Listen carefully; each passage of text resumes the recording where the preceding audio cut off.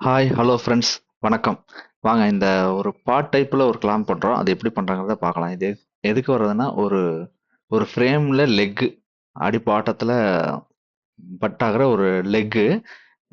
இது வந்து ஒரு 1000 நம்பர்ஸ் ஆர்டரு. இதை ஆர்டர் வந்திருக்கு. நம்ம இதை எப்படி பண்ணலாங்கிறத பார்க்கலாம். வாங்க வீடியோக்குள்ளே போகலாம்.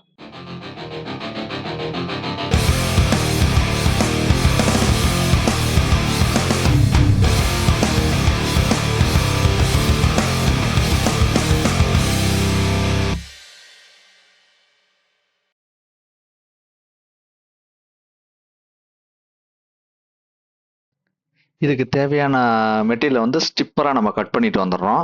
எல்லா மெட்டீரியலுக்கு எல்லா காம்பனண்ட்டுக்கு பண்ணுற மாதிரி இதை ஸ்டிப்பராக நம்ம கட் பண்ணிட்டு வந்துடுறோம்.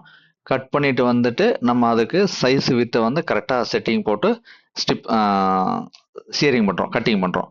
அது எப்படிங்கிறத அடுத்தது பார்க்கலாம். இப்போ வந்து ஸ்டிப்பராக கட் பண்ணிட்டு வந்தாச்சு. First process completed.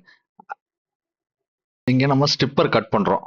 நம்ம வந்து ஷேரிங் மிஷின் செட்டப்லேயே ஒரு சின்ன டூல், ஐ மீன் ஒரு அடி வித்தில் ஒரு அடி லென்த்து கட் பண்ணுற மாதிரி நம்ம ஒரு டூல் போட்டு வச்சுருக்கோம். அந்த டூலில் தான் இப்போ ஷேரிங் கட்டிங் பண்ணுறோம். கட்டிங் மீன்ஸ் அதோட வித்து கரெக்டான சைஸை நம்ம இங்கே கட் பண்ணுறோம்.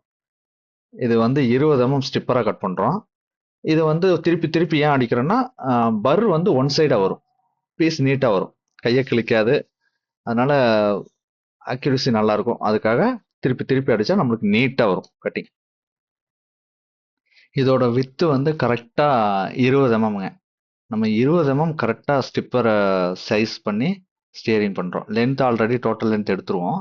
எடுத்து தான் நம்ம ஸ்டியரிங் கட்டிங்க்கு அளவு கொடுப்போம், சைஸ் கொடுப்போம், அவங்க கட்டிங் பண்ணுற சைஸு. இங்கே நம்ம சைஸ் வந்து 20 mm கரெக்டாக ஸ்டியரிங் பண்ணிட்டீங்கன்னா கரெக்டாக இருக்கும். இதாங்க அப்படி டூலில் வச்சு ஒரு ஃபார்மிங் அடித்தா இது ப்ராசஸ் முடிஞ்சது. ஆக்சுவலாக இதை அடிக்கும்போது எடுக்க முடியல, அதனால் இப்போ நான் எடுத்து அதை எக்ஸ்பிளைன் பண்ணுறேன். இது வந்து கரெக்டாக அது ஸ்டாப்பர். இந்த ஸ்டாப்பரில் வந்து லென்த் வேரியேஷன் இருந்ததுன்னா அதை அட்ஜஸ்ட் பண்ணிக்கலாம். அந்த ஸ்டாப்பர் அட்ஜஸ்ட் பண்ணி சென்டர் பண்ணிடலாம். ஹைட் ரெண்டு பக்கம் ஒரே மாதிரி வர மாதிரி ஹைட் சென்டர் பண்ணி ஒரு ஃபார்மிங் அடிச்சிட்டா ஒரே ஃபார்ம் மாதிரி ஒரு செட் வந்துடும். இதுதான் அந்த கிளாம் ஃபினிஷிங். இதாங்க அந்த பஞ்சு, இதை பெண்ட் அடிக்கிற பஞ்சு. இதை அடிக்காதால உங்களுக்கு இதை நான் தனியாக காமிக்கிறேன், இப்படி தான் அடிச்சிருக்கேன் அப்படிங்கிற மாதிரி. இதை அடித்து முடிச்சதுக்கான ஒரு ரிசல்ட் இதுதான்.